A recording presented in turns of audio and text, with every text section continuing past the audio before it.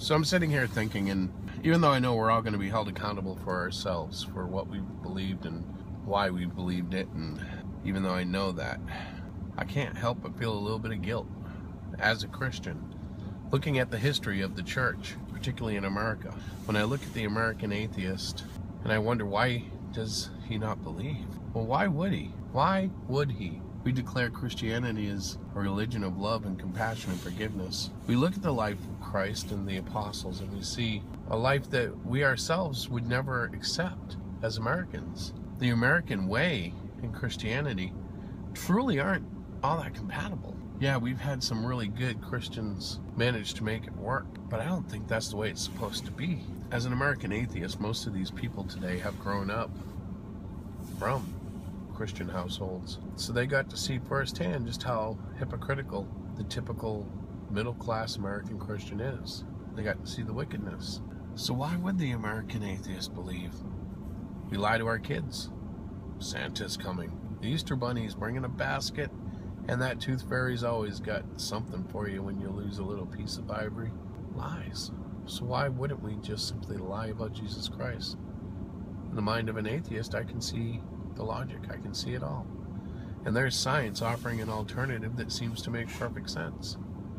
And without a doubt, science probably has stumbled upon a bunch of truths.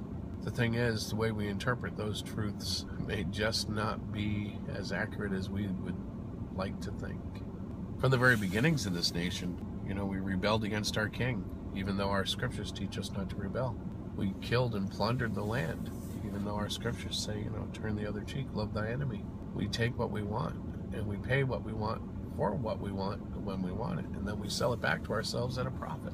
Yeah, that probably didn't make a lot of sense, but basically, I'm chapping on the fact that we'll go out and have something made for 12 bucks in China and turn around and sell it here for 120. How does that even happen?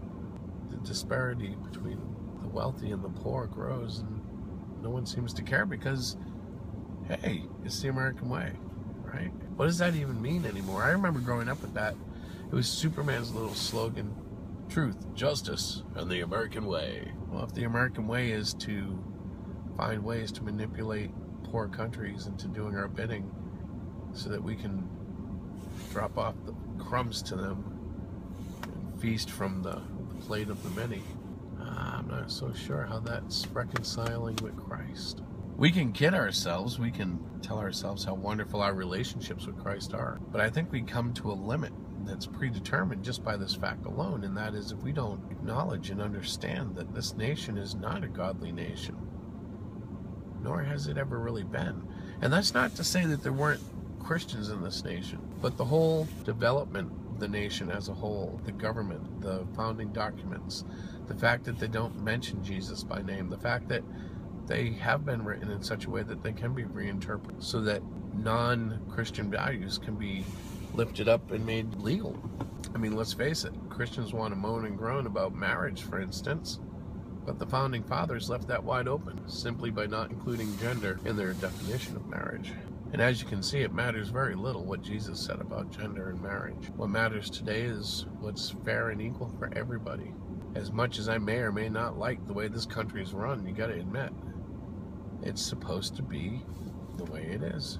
And that's why it's not a good thing to pledge allegiance to the flag, because you're pledging allegiance to something that has no filter for Christ. And believe me, that thing that we call the government, that principle will turn on you as it sees fit.